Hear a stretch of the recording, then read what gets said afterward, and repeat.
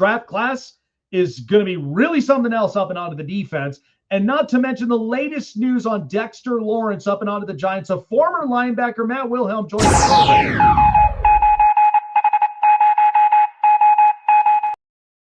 Matt, I mean, you take your pick. You're figuring out the secondary, or you're going to be figuring out the front seven with these stacked lines of edge rushers, defensive linemen, and even a lot of some inside linebackers that we're also seeing up and into this draft.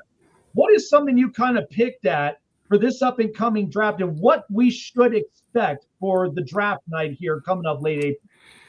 Well, I'm going to be a little biased to my Ohio State Buckeyes, with most mock drafts having 4 guys going inside the top 10, and I believe 3 of them being defenders. So that's Sonny Styles at linebacker, Arvell Reese. A lot of people are mocking him number 2 to the Jets. And then Caleb Downs, likely somewhere between 8 and 14. I've seen the Bengals. I've seen the Dolphins. But yeah, it is. I also, having a son who plays offensive line, it's great to see. I've seen as many as 7 offensive linemen go in, be mocked in the first round. So it's going to be an exciting draft. I think the 1-2 might not be a surprise to many, with Fernando Mendoza, likely going number 1 to the Raiders. As I just mentioned, Arvell Reese being mocked in almost every mock that I've seen, going number 2 to the Jets, maybe even 3 to the Cardinals. David Bailey, the edge rusher from Texas Tech. It's again, star-studded. I mean, you've got the corner from LSU. You've got the Clemson D tackle or the defensive end. So it's wild, and it's an exciting time with the NFL draft here just a couple of weeks away. So I will make this argument because I think of these 2 quarterbacks that are coming up and into the draft, Fernando Mendoza and Ty Simpson. For some reason, we've been getting a lot of spotlight on both of these when it comes to who are you taking that's more predicated to being NFL ready. I'll make the argument, Matt. I think with what we've seen with Fernando Mendoza, so on this side, he comes from a Big Ten program, okay? And Indiana done amazing things. Kurt Cignetti, the foundation, and the Big Ten, you can even agree to this. It's physical. It's in the trenches, run the football efficiently. And when it comes to defense, shut it down any way you can to get the offense back on the field. But with Fernando Mendoza, he knows how to stretch time of possession for the offense to where our defense is. And because even with having a strong run game in front of him, that helps a little more, and a strong offensive line. Only once, Matt, he's thrown for over 300 passing yards, one time, which to me, I don't get concerned of, because I know if this is a foundation where it doesn't allow you to have to pass, like you're not overly reliant on that, and everything seems to be working, why not?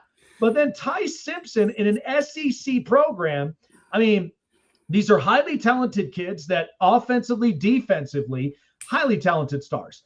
But Ty Simpson only threw for 300 passing yards 3 times. But I will make the argument. He needs to have a protective offensive line, to have time in the pocket, to be able to distribute everywhere around the ball. And he has a more finesse touch off and on the football. So when you look at both these quarterbacks, can we just say that, like, one, if you're going to put him, because with the Raiders, they got Kirk Cousins. They're not going to throw him up and into the fire very easily. I like that smart move. But if you're looking at Ty Simpson, it's like you're going to have a bridge quarterback somewhere to build him up until this offense and this foundation is really more predicated. So now he has timing. He can distribute to weapons. What do you see from the distinction with both these quarterbacks?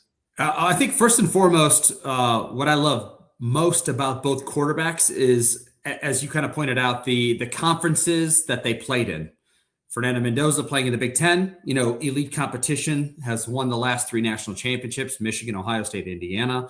You look at Ty Simpson, and again, there's a battle between which one's the better conference. As I just mentioned, the Big Ten's won the last 3 in a row, but the SEC is a gauntlet week in, week out. And so to have Ty Simpson be as productive as he was consistently week over week at Alabama, I think that you're right, though. Wherever he goes, I don't believe that either of them are going to have like the Cam Ward, Tennessee Titans type of narrative where they're just going to like trial by fire, throw him out there to the Wolves. And I think that's the other thing that I'll say, going back to Cam Ward had the big arm.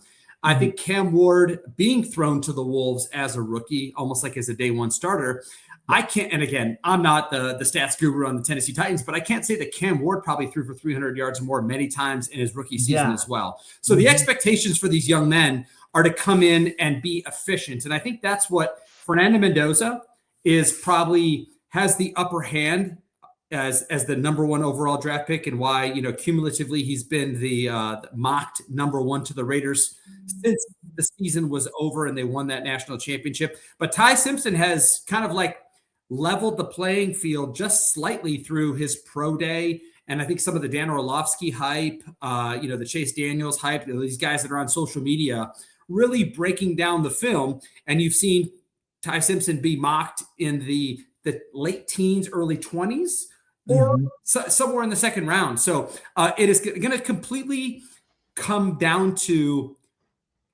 what team and where do they feel like, and I don't want to say waste a pick, but use a pick on a quarterback that's going to sit behind a guy for probably a year, but a guy that needs that time to look, again, because Ty Simpson, 1 year starter, at an amazing school like Alabama in the SEC, but needs time to learn and develop, where I could see, although you do have Kirk Cousins, and Kirk Cousins is going to go win you some football games. Right. If the talent in Las Vegas, doesn't run wild, and it's why they're drafting number one overall.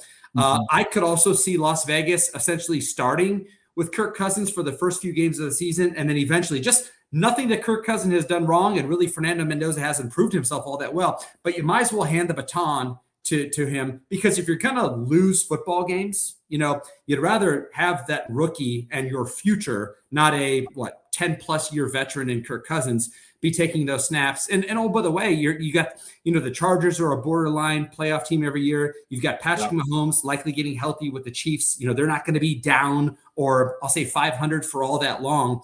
And so, and the Broncos just, what played in the Super Bowl, or almost made it to the Super Bowl. So therefore, you've got a hyper competitive conference and division that is going to be tough for the Raiders anyway. So you might as well get your franchise quarterback out there, get him snaps, not get him hurt, but get him snaps and just learn that game. So I think it's very interesting. I think, as I said, Fernando Mendoza has by far and away been mocked and going to go as a lock to go number one. I think Ty Simpson is going to come down to who, and if any, and it's also going to be, this is what I've come to find out about the NFL draft since being drafted, is the team that's not talking about needing a quarterback or talking about liking Ty Simpson in that late teen, say early 20s, mid 20s, is probably going to be the team that sneaks up and just drafts him out of nowhere. And everybody's like, oh my God, nobody mocked him here. And it's going to be a shock. But they're kind of like, they like the lack of hype around Ty Simpson, so that they can go get their guy that they love and that really performed well in his pro day and at the combine, that they can really hitch their wagon to for the next decade as their quarterback. That sounds like a surprise fourth team, in my opinion, when I look at teams that really can look at someone like Ty Simpson, because these are the three teams. I had potentially the Jets, because you've got Geno Smith, who's your quarterback for right now. Stopgap. Right. And then you've got Arizona, because they got Jacoby Brissett. You're trying to work. Also a stopgap. Yep. And then also, I make the argument from here, because you're going to deal with the cap hit a little later on. Why not Detroit? I mean, you got Jared Goff, who, in the next couple of years, you're going to have to deal with his cap hit.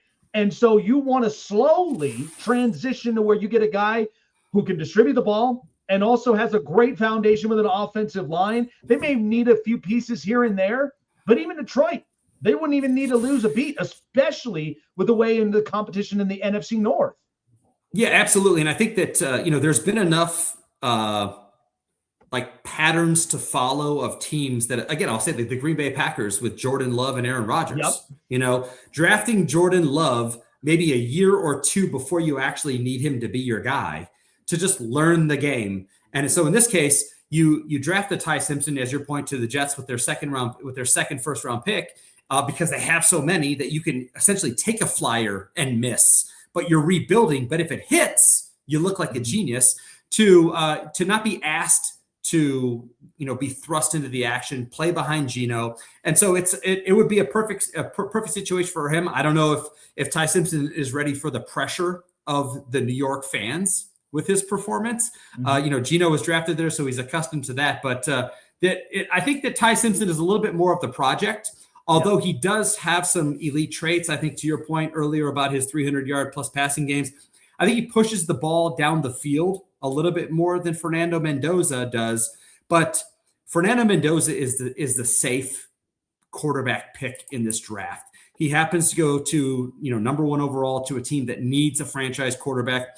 I think that Fernando Mendoza and his character, the way he carries himself, the way he prepares. I also loved, late, I'll say, against Ohio State in the Big Ten championship game and throughout the college football playoff, Fernando Mendoza's ability to just take off and get you yards with his legs. So he's a very heady football player and a very smart guy. And I think that he's a guy that you can easily say, I want him leading our franchise into the future. Oh, absolutely. No question about it. So you played in this organization, and listen, I don't speak my fandom as much on this show because I'm very balanced, very fair with every team.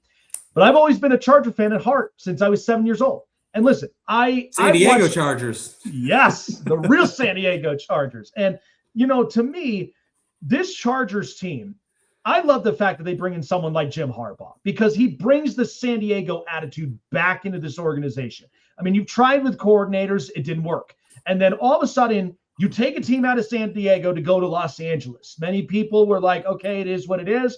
Some of them really didn't agree with it. But to me, this team and this foundation around Justin Herbert, you can't deny, Matt, this team really needs to figure out a way to not only just win a playoff game, but to really figure out to getting over that hump that they've been stuck on since 2018.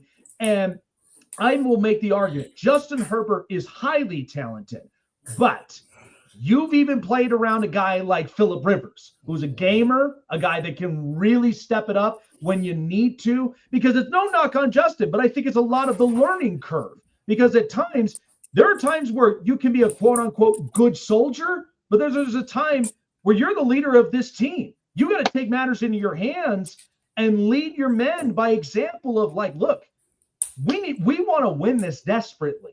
So with this window, these picks are really important for the Chargers because you got to defend Justin at all costs. I love the fact that they got Mike McDaniel. So what has it got to take for this team? Because I would just hate to see that they keep trying and there is no success plan. But I feel like with Jim Harbaugh, he wants the success plan. He wants to make this work, and he wants to do it all by also helping with Justin Herbert to ensure he is successful amongst this league and even for the AFC. Yeah, absolutely. And I think just, one quick little pivot is, our San Diego Chargers have moved up to LA. Since I was a rookie in 2003 and 2004, we actually had training camp in Carson, California to try to garner those Los Angeles eyeballs and that Los Angeles money to fall in love with the San Diego Chargers. Because at that time, the Rams were also in St. Louis. So the Los Angeles did not have a team. And then the Rams moved back. And then eventually the San Diego Chargers become the LA Chargers. So it's been a Spanos family mission to garner the Los Angeles eyeballs and the Los Angeles money to take a liking to the Chargers brand for a long time now, 20 some odd years, right? But to your point, I think the mission for the San Diego Chargers, and again, to your point about Harbaugh being hired, is Harbaugh's been successful everywhere he's been. Yep. Stanford, successful. San Francisco 49ers, multiple NFC championship appearances and a Super Bowl appearance, didn't win the ring there, comes to Michigan, and again, as a Buckeye, wins a national championship. But then, takes off and runs back to the National Football League because the college game was no longer for him. So I think he's an amazing leader. And I think that's exactly what the Chargers need, because the Rams have won a Super Bowl and have had a Super Bowl, and multiple Super Bowl appearances, or made a run at the Super Bowl since they've hired Sean McVay. Again, with Jared Goff, and then traded him away. You've made Matthew Stafford now late in his career as the league MVP. So they're doing a lot of things right, and so the Chargers are constantly chasing that NFC rival that they share a building with at SoFi with the Los Angeles Rams and Stan Kroenke, who's done so many things right in the last decade. And so the one thing that I would say, if you're directionally looking at what the Chargers can do is, and it goes back to what I talked about with the Raiders, is you're going to play Patrick Mahomes twice a year. So that's Andy Reid and the Chiefs twice a year. You're going to play, Bo Nix and Sean Payton twice a year. And both of them are now kind of like apexed towards their Super Bowl windows. Mahomes's might be closing, as everybody's getting a little bit older and expensive in Kansas City. And, but Bo Nix and the Denver Broncos with Sean Payton, that window was wide open, and you can see the moves that they're making in free agency and re-upping some of their guys, again, playing great defense and playing opportunistic, don't mess this up offense, just keeping you in football games. And I think, again, sometimes being in Ohio, I don't get to watch many Charger games because they're not televised. I get Steelers, I get Packers, I get NFC North, and I get AFC North, right? Mm-hmm. Steelers, Browns, Ravens, here or NFC East. So I don't get to watch many Chargers games. But the one thing that it always seems is it feels as if they need more consistent playmakers around Justin Herbert. And I mean like high-end playmakers, not a dated Keenan Allen.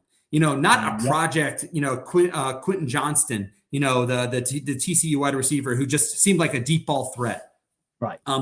And because I feel like they're putting and a run game and an offensive line to protect Justin Herbert. I feel like the ball is being thrown too much with Justin Herbert and too much is being put on his shoulders to have to throw them to victory. It's when you look at what wins, you look at what Mike Vrabel did with New England in year one. It's great defense and running the football and a young budding superstar in Drake May strategically pushing the football down the field to some like no-name-ish wide receivers and Stephon Diggs is your playmaker who's kind of bounced around the league in the last few years. So it's kind of makeshift. But that being said, I think running the football, playing great defense is always going to help you get to the playoffs. And throwing the football 35 plus times a game with Justin Herbert, that means you got to protect him a bunch, and you can't just turn around and hand the football off and get 4 yards when you really want to, because you don't have an offensive line who can do that. So I think via this draft, it's more playmakers, just keep throwing playmakers around Justin Herbert, because you want to open that you have him now. He's your franchise quarterback. He's not going anywhere, at least not for 5 years, we'll say. So your Super Bowl window should be open, with Justin Herbert and at least making a run. And now your challenge is to chase those teams in your division to make the playoffs each and every year and not back your way in via wild card. So how do you compete with Denver? How do you compete with the Kansas City Chiefs with now soon to be healthy Patrick Mahomes? Right. Yeah, I think it's going to be interesting. And listen, I think more of the pivot is the fact of Bo Nix won a playoff game. Sam Darnold won a playoff game. Caleb Williams won a playoff game. Drake May won a playoff game. And I'm sitting there and I'm just like, when does it become his turn? And when do we get serious? Because that's initially where there's only a certain amount of window open, because the NFL stands for not for long. You don't get these windows this often. And so hopefully they can figure this out. And I feel like there's a shocking twist that may happen in draft night. I don't know what it is, but I know with Harbaugh, he always says competitors welcome. Who knows what competitor is going to be up and out there? But a final question here for you. So you've had the pleasure of playing in a BCS national title game at Ohio State, and then also having the pleasure of playing in a Super Bowl with Green Bay. I mean, Aaron Rodgers, the tale tells itself. But when you think about that, with the competition with many of these teams, I would make the argument. I love watching defenses get more physical. I love the fact that the running back is resurrected to where it needs to be, because how can you not love having a healthy run game? And then the fact that you're going to get the best out of these quarterbacks. So the evolution of this game is only going to continue to get better and better. I'm not looking for a run up the score type deal, because then what are we doing with defenses? It doesn't make no sense. This isn't the NBA. Right. So when you think about this, I mean, the game's going to continue to get better and better. And it can't be any more better the more and more we get drafts like this, and then have the opportunity of rosters to be shaped like this for many years. It absolutely is, and I think the one thing that when you actually look at some of the and I know I've mentioned mock drafts with where Fernando Mendoza and Ty Simpson and maybe some of those Buckeyes are all going to go.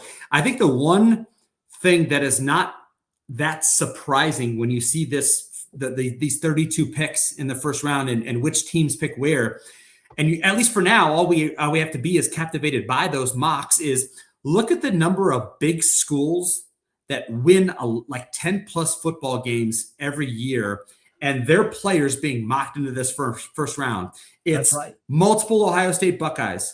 It's multiple Clemson Tigers. It's multiple Miami Hurricanes. It's multiple LSU Tigers. It's big school, SEC, Big Ten, high-end ACC, high-end Big 12 football schools that are all projected, and I know I think there's a safety from Toledo, that could sneak into that first round who's going to be like just a shade below Caleb Downs, on many people's safety boards. But big school, highly talented, highly recruited guys that went to these schools, developed appropriately, potentially helped them either compete for a conference championship and potentially a national championship, are all going to move on to their careers in the National Football League. And I think it's so intriguing. And I think, kind of bringing it all full circle to a BCS national championship and a Super Bowl. And I've said this for years. When I talk about, which one's better, it's not even that. It's you have to be healthy. You have to be playing your best, and you got to get a little lucky, in December or in November in the college game to make that run to go win a championship. And I think for whatever reason, to go back to the Chargers narrative, it's like, Justin Herbert, hasn't had the talent, and guys have been dinged on defense around him to be able to make the run appropriately. And you just kind of need that perfect storm. The Chiefs have done it multiple years with Mahomes. Finally, he gets dinged up. Kelsey feels like he lost a step, and they have no run game, and they become very ordinary, just like everybody else in the National Football League, 9-8 football team. So your health and playing well late really, really matters. And I think for the NFL draft, to your point, to kind of put a bow on this thing, it's like you're trying to find those next guys that have been competitively great at big schools to draft in this first round to essentially become plug-and-play competitors or plug-and-play starters for many of these teams. Absolutely. Couldn't have said it any better than that. I mean, it's ultimately why this game is king. The fact that we love watching it, we love the competition, and the fact that it's going to continue to get better and better. I just can't wait for it. And hopefully with draft night, because it's always the best part. You got free agency out the way, but there still are some moves to be made even during and afterward. So we'll see what happens up from there. But a lot of the bright futures up from here. I think it's going to be a fun night. Matt, appreciate you for coming on by, man. And listen, the draft being down the street up in Pittsburgh, it's going to be a fun night. Lots of different shocking moves. It's exciting, but we'll see what storylines we're going to come across here up and on draft night. Take care of yourself. Enjoy the rest of the week, and we'll see you soon. I appreciate you, Jake, for having me. Thank you. Absolutely. All right.